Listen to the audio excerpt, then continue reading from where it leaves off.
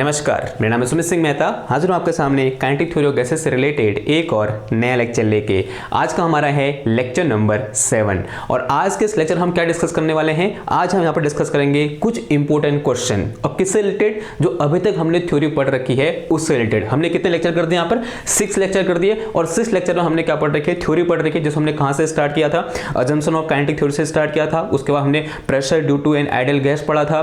फिर उसके बाद हमने इक्विपार्टीशन ऑफ एनर्जी पढ़ा था और फिर वहां पर हमने क्या पढ़ा था, गामा और डिग्री और फ्रीडम के भी रिलेशन पढ़ा था। तो ये सारे जितने भी टॉपिक हमने डिस्कस कर रखे हैं उन सब से रिलेटेड क्वेश्चन आज हम क्या करेंगे, डिस्कस करेंगे। लगभग यहाँ पर 10 से 12 क्वेश्चन होंगे और सारे के सारे क्वेश्चन क्या होंगे, इंपोर्टेंट होंगे। ठीक है, तो आपको यहाँ पर एक भी क्वेश्चन स्किप नहीं करना है और ये मेरा वादा है, जब आप इन क्वेश्चन को कर रहे होगे तो आपको यहाँ पर एक नया कॉन्फिडेंस आएगा कि अभी तक जो आपने थ्योरी पढ़ रखी है वो आपको एक्चुअल में समझ में आ रखी है और यहाँ पर हर क्वेश्चन में एक नया कॉन्सेप्ट आपको लगते हुए दिखेगा। ठीक है, तो शुरू करें क्वेश्चन को। मैंने यहाँ पर 3 क्वेश्चन पहले ही लिख दिए हैं। ठीक है, मैं फिर क्या करूंगा, इन क्वेश्चन को पहले करते हैं, फिर मिटाएंगे, फिर क्वेश्चन यहाँ पर लिखेंगे, फिर करेंगे। ठीक है, तो अगर आपको समझ में आया कि आज हम क्या करने वाले हैं तो फटाफट से क्या करो, यूज करो, कॉपी पेन निकालो, हेड डालो, क्या हेडिंग मत डालो, सीधे क्वेश्चन उतारो। क्वेश्चन नंबर 1, क्वेश्चन नंबर 1 क्या लिखा है, temperature remain constant. Question number 1 है temperature remain constant and temperature T क्या है, मेरा कांस्टेंट है। The pressure of gas is decreased bye 20%। किसी गैस का प्रेशर कितना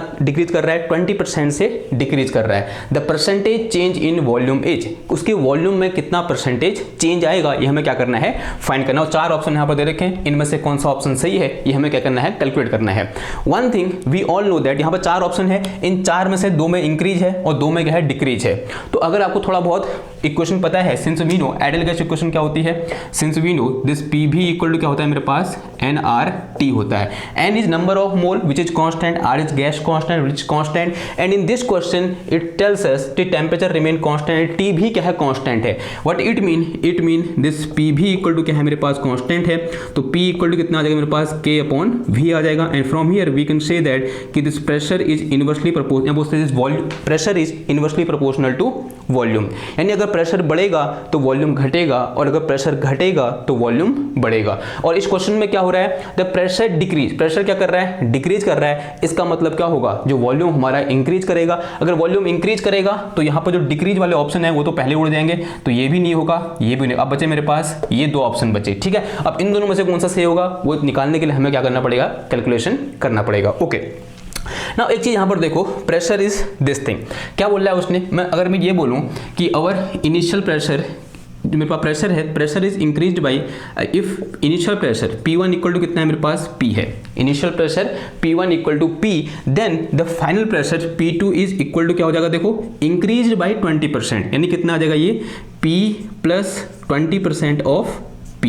ये होगा नहीं होगा बताओ, ये बात समझ में आई आपको। If initial pressure is P then question tell us कि प्रेशर इज, सॉरी इंक्रीज नहीं डिक्रीज बोल रहा है, decrease by 20%, then this pressure P2 will be P initial pressure minus 20% of initial pressure. ये बात समझ में आई। अब उसने क्या पूछा है कि वॉल्यूम में कितना डिक्रीज आया। माना उसका जो इनिशियल वॉल्यूम है V1 है वो कितना है, V है, एंड ओके वॉल्यूम क्या करेगा हमारा, इंक्रीज करेगा।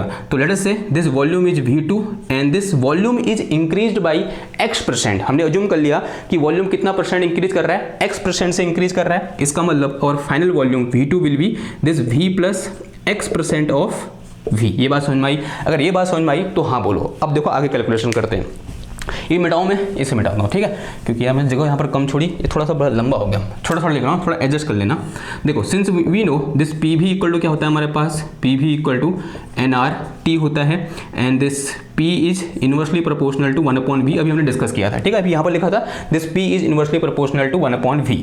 अगर मैं ऐसे क्या निकालूँ, P1/P2 निकालो, then this will be equal to V2/V1। ये बात समझ में आई नहीं आई, ठीक है, सिंपल हुआ। यहाँ P1/P2 हो तो यहाँ क्या होगा, V2/V1 हो, क्योंकि कैसा रिलेशन है, इनवर्स रिलेशन है ना। अब यहाँ P1 कितना है, P1 मेरे पास P दे रखा है, तो P1 के जो कितना तो P रख देंगे और डिवाइड में कर देंगे P2 मेरे पास कितना है यहाँ पर P माइनस का P माइनस का 20%, 20% का मतलब कितना होता है 20 डिवाइडेड बाई 100 हो जाएगा, और यहाँ पर कितना आ जाएगा मेरे पास P आ जाएगा, and this will be equal to V2। V2 मेरे पास कितना है, ये पूरी चीज़ें देखिए, यानी V प्लस का कितना है X%, यानी X डिवाइडेड बाई कितना आ गया, ये 100 आ गया, और इंटू कितना हो जाएगा V हो जाएगा, और डिवाइड में कितना आ गया, ये V1 आ गया, और V1 इक्वल टू कितना है मेरे पास यहाँ पर V दे रखा है। ठीक है, अब थोड़ा बहुत इसको सॉल्व करो, तो सॉल्व करने में क्या मिलेगा मेरे को, देखो P कॉमन आ जाएगा दोनों नीचे से, तो मेरे पास कितना आ गया, यहाँ से P कॉमन आ गया, और अंदर कितना बच गया 1 माइनस का दिस इज 20 डिवाइड में कितना आ गया, ये 100 आ गया, and this is equal to, देखो यहाँ से मेरे पास अगेन V कॉमन हो जाएगा, तो V कॉमन आएगा तो अंदर कितना बच जाएगा, ये बच जाएगा मेरे पास कितना 1 प्लस का X डिवाइड में कितना आ गया 100, और डिवाइड में कितना आ गया यहाँ पर V आ गया। देखो यहाँ P से P कैंसिल हो जाएगा, और यहाँ V से ये V कैंसिल, तो थोड़ा सॉल्व करूँ इसको, मैं यहाँ सॉल्व कर दूँ, जगह कम है, थोड़ा सा एडजस्ट कर लेना। ठीक है, अब देखो ये मेरे पास क्या है नीचे, तो 100 ऊपर चला जाएगा, तो मेरे पास कितना हो जाएगा, ये 100, और डिवाइड में कितना आ जाएगा, ये 100 माइनस का 20, and this will be equal to, ये मेरे पास कितना आ गया यहाँ पर, दिस इज 100 प्लस का X, और डिवाइड में कितना आ गया, ये 100 आ गया। ठीक है, and this is 100 divided by कितना आ जाएगा, ये 80 आ जाएगा, and this is equal to 100 plus का X डिवाइड में कितना आ गया, ये 100 आ गया। देखो एक से ये कट गया, और फिर यहाँ पर कितना आ गया, देखो अगर मैं यहाँ पर 2 से काटूँ तो 4 दूना 8, और मेरे पास कितना आ गया, ये 5 दूना 10, क्रॉस मल्टीप्लाई कर दो तो मेरे पास कितना आ गया यहाँ पर 500 हो जाएगा, and this will be equal to 400, और प्लस कितना आ गया, ये 4x आ गया, और 400 इधर तो 100 बच जाएगा इधर, तो 100 इक्वल टू कितना आ गया, ये 4x आ गया, and from here x equal to कितना आ गया, ये 100 डिवाइडेड बाई 4 आ गया, तो x इक्वल टू कितना आ गया मेरा 25। ठीक है, 25 है, तो x इक्वल टू क्या 25% ले रखा था हमने, तो this will be equal to, तो x इक्वल टू कितना आ जाएगा मेरे पास 25%, यानी our pressure of gas is increased by 25%, then C will be answer। तो हमारा आंसर क्या हो जाएगा, C हो जाएगा। ठीक है, समझ में आया, एक सिंपल सा क्या था हमारे पास क्वेश्चन था, लेकिन इंपॉर्टेंट क्वेश्चन था। ठीक ना, अब बढ़ते हैं हम किसकी ओर, क्वेश्चन नंबर 2 की ओर। एक बार इसको उतार लो, फिर क्वेश्चन नंबर 2 की ओर बढ़ते हैं। पढ़ो मैं क्वेश्चन नंबर 2, देखो क्या बोल रहा है क्वेश्चन नंबर 2, उसने बोला है at 10 degree Celsius the value of density of a fixed mass of an ideal gas divided by its pressure is x। ठीक है, यानी उसकी डेंसिटी और प्रेशर का जो डिवीजन है या बोलते हैं रेशियो है वो कितना है, x है। At 110 degree Celsius this ratio is, ठीक है, यानी एट 110 डिग्री सेल्सियस पर जो उसकी डेंसिटी और प्रेशर का रेशियो होगा वो कितना होगा, वो हमें निकालना है। मेरे पास यहाँ पर 4 ऑप्शन दिए हुए हैं। ठीक है, वो चीज़ मिटा दो वहाँ से, most important question on KTG. Okay, ये बात ध्यान रखना, मोस्ट इंपॉर्टेंट है ये, और इनको शेयर करो क्वेश्चन को, इन क्वेश्चन को शेयर करो अपने दोस्तों के साथ। ठीक है, शेयर नहीं करोगे तो फिर खाली अकेले ग्रो करोगे, अकेले ग्रो करने में क्या मजा है यार, कोई मजा नहीं है। मजा तब है जब हम क्या करें, साथ मिल के ग्रो करें। ठीक है, ओके, तो मेरे पास क्या दे रखा है, कोई एक गैस है, कोई हाँ उसका फिक्स क्या है, मास है, एंड इनिशियल स्टेज में मेरे पास कोई इस तरीके से एक गैस है, और माना इसका प्रेशर कितना है, P है, और बोलते हैं P1 है, और इसकी डेंसिटी है वो कितनी है, ρ1 है, ऐसा कुछ बोल रखा है, और जो टेम्परेचर T1 है वो कितना है 10 डिग्री सेल्सियस है, और 10 डिग्री सेल्सियस केल्विन में चेंज कर लो कितना हो जाएगा, ये 270 या 283 केल्विन हो जाएगा, होगा नहीं होगा, आंसर है हाँ जी होगा। फिर क्या हुआ, इसका टेम्परेचर चेंज किया, टेम्परेचर चेंज करने से माना इसकी डेंसिटी भी चेंज होगी और प्रेशर भी चेंज हो गया। ना टेम्परेचर कितना होगा इसका, T2 हो गया, और T2 के अंदर रखा है उसने 110 डिग्री सेल्सियस, इसका मतलब क्या हुआ, this is equal to 383 degree kelvin, होगा नहीं हुआ, आंसर आज ही हुआ। और मान लें इसकी डेंसिटी कितनी है इस टाइम पर, ρ2 है, और इसका प्रेशर कितना हो गया, P2 हो गया। और हमें क्या दे रखा है, रेशियो दे रखा है, डेंसिटी और प्रेशर का रेशियो, यानी मुझे ρ1 upon P1 equal to x ये गिवन है, तो मुझे निकालना क्या है, ρ2 अपॉन P2 क्या करना है, फाइंड करना है। कैसे फाइंड करेंगे देखो एक बार समझो जरा। Since we know from ideal gas equation PV equal to कितना होता है मेरे पास, nRT होता है। मान लिया इसका मास कितना है, m है, और इसका टोटल मास भी कितना है, m है। अब ये गैस है, इसके कुछ मॉलिक्यूल होंगे, माना इसका मॉलिक्यूलर मास कितना है, कैपिटल M है, then we all know that कि this number of mole n can be written as total mass of gas divided by molecular mass, तो this will be equal to number of mole. अब एक काम करो, ये value यहाँ थोड़ा put करो, तो यहाँ से मेरे पास कितना आ गया, ये PV इज इक्वल टू, यह है मेरे पास कितना, this is m upon capital M, and this is molecular mass, molecular weight बोल सकते हैं इसको। ठीक है, this is total mass of gas and this one is molecular weight. एक काम करो, V को नीचे ले आओ, तो मेरे पास यहाँ से P इक्वल टू कितना आ गया, ये m अपॉन V आया, और फिर मेरे पास यहाँ क्या बचा, RT और अपॉन कैपिटल M बच गया। ठीक है, and this mass upon volume, mass upon volume क्या होता है, डेंसिटी हो जाए। डी इक्वल टू क्या होता है, m/v, रो इक्वल टू क्या होता है, m/v। तो this quantity here is equal to rho. तो यहाँ से मेरे पास प्रेशर P इक्वल टू कितना आ गया, ये रो आर टी और अपॉन कितना आ गया, m आ गया। हमें चाहिए क्या, रो अपॉन पी चाहिए। तो रो अपॉन पी निकालने के लिए एक काम करो, रो को इधर ले आओ। तो यहाँ से मेरे पास कितना आ गया, ये P upon rho is equal to R T upon M चाहिए। मुझे इसका उल्टा चाहिए तो उल्टा कर दो, फिर क्या दिक्कत है, ऐसा तो हम कर सकते हैं। मैं इसमें क्या आ गया, यहाँ से rho upon P is equal to, ये आ गया मेरे पास कितना, m अपॉन आर टी आ गया, m अपॉन आर टी आ गया, ठीक है। And this quantity rho upon P is equal to कितना है, यहाँ बोल सकते हैं this, if this mass is constant then this R is also constant. तो this quantity rho upon P is proportional to, यहाँ बोलते हैं इनवर्सली प्रोपोर्शनल टू टेम्परेचर। ऐसा हम बोल सकता हूँ, आंसर आज ही बोल सकता है। कैसे बोल सकता हूँ, देखो this mass, this is molecular mass which is constant and this is R universal gas constant which is also constant. तो it mean this rho upon P is inversely proportional to temperature. तो अगर मैं यहाँ से क्या निकालूं, रो 1 upon P1 निकालूं, then this will be inversely proportional to, क्या हो जाएगा बताओ, T1 होगा नहीं होगा, आंसर हाँ जी होगा। और इसी को मैं क्या लिख सकता हूँ, ऐसा लिख सकता हूँ कि दिस x, इसकी वैल्यू कितनी है, x है, तो x is inversely proportional to कितना आ गया, T1 आ गया। If this one is inversely proportional to T1 then this, then and this rho 2 upon P2 is inversely proportional to क्या आ जाएगा, T2 आएगा नहीं आएगा, आंसर हाँ जी आएगा। अब क्या निकालना है मेरे को, ये चीज निकालनी है। तो एक काम करो, डिवाइड कर दो, डिवाइडिंग दिस एंड दिस, इसे क्या बोल दो, सम इक्वेशन नंबर 1 बोल दो, इसे क्या बोल दो, इक्वेशन नंबर 2 बोल दो। डिवाइडिंग इक्वेशन 1 एंड 2, इक्वेशन 1 और 2 को डिवाइड करो। डिवाइड करने का मतलब मैं क्या निकालना चाह रहा हूँ, यहाँ से मैं निकालना चाह रहा हूँ रो 2 अपॉन P2 और अपॉन में कितना आ गया, x आ गया, and this will be equal to, ये मेरे पास 1 अपॉन T2 आ जाएगा ऊपर, 1 अपॉन T2 और नीचे कितना आ जाएगा, 1 अपॉन T1 आ जाएगा, T1 ऊपर चला जाएगा। तो यहाँ से मेरे पास आ गया क्या, this rho 2 upon P2 is equal to T1 upon T2 और इंटू कितना आ गया, x आ गया। देखो T1 की वैल्यू कितनी है, 283 है, और T2 की वैल्यू कितनी है, 383 है। वैल्यू पुट कर दो इधर पे, ठीक है, करो वैल्यू, फिर क्या हो जाएगा।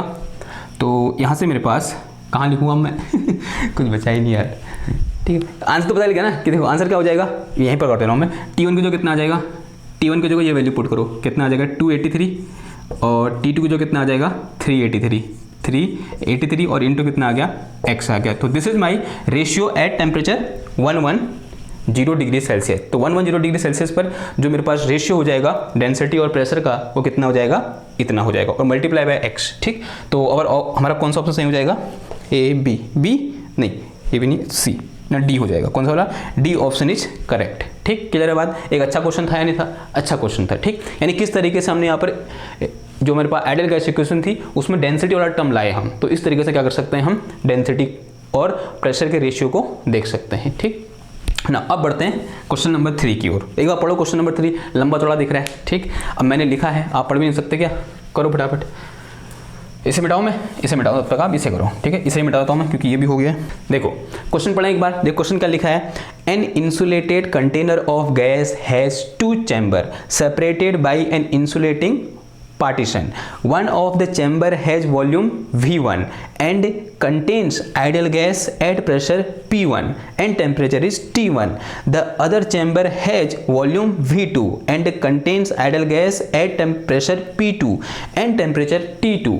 फिर क्या बोल रहा है, if the partition is removed without doing any work on the gas, the final equilibrium temperature of gas is, ठीक। तो कुछ इस तरह की सिचुएशन है हमारे पास कि एक मेरे पास इस तरीके से कंटेनर है, इसमें 2 चैम्बर हैं, ठीक है, इसमें 2 चैम्बर हैं और दोनों चैम्बर में क्या भर रखी है हमने, गैस भर रखी है।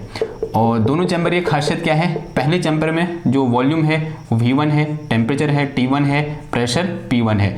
दूसरे चैम्बर में की खासियत क्या है, इसका वॉल्यूम V2 है, टेम्परेचर T2 है और प्रेशर कितना है, P2 है, ठीक है, ऐसा कुछ है।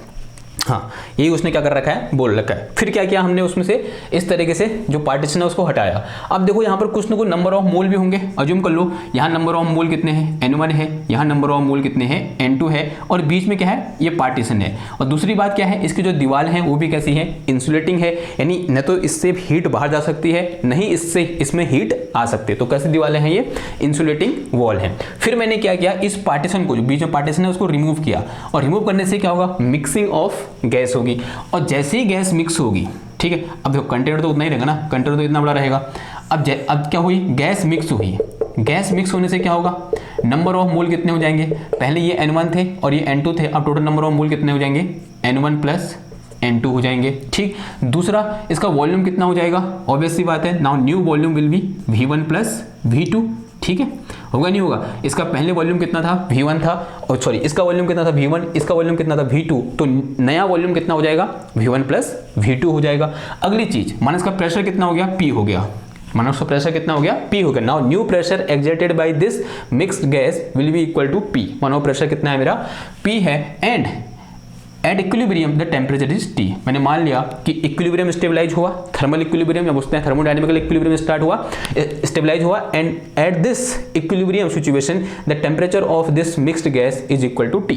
ओके, इक्विलिब्रियम का मतलब अब उसके बाद कोई चेंज नहीं हो रहा है, गैस कहाँ आ गई है, इक्विलिब्रियम में आ गई है ना। हमें यही टेम्परेचर क्या करना है, फाइंड करना है, और इनमें से किसी एक ऑप्शन पर टिक करना है। ठीक, ओके, नाउ कैसे करेंगे, पहले ये देखो, एक काम कर रहे हैं, पहले इस गैस को ले देखो, जो कहाँ है, इस चैम्बर में है, लेफ्ट हैंड साइड वाले चैम्बर में है। अगर मैं यहाँ पर क्या निकालूं, आइडियल गैस इक्वेशन लगाऊं तो क्या हो जाएगा, ये हो जाएगा मेरे पास कितना, P1 V1 equal to N1 R T1। ठीक है, क्योंकि मुझे ऐसा कुछ लाना है इधर, तो कुछ ना कुछ तो करना ही पड़ेगा। तो यहाँ से मेरे पास क्या आ गया, P1 V1 equal to NR T1 आ गया। ओके, तो अगर मैं यहाँ से क्या निकालूं, P1 V1 अपॉन T1 निकालूं, then this will be equal to N1 into कितना आ गया, R आ गया।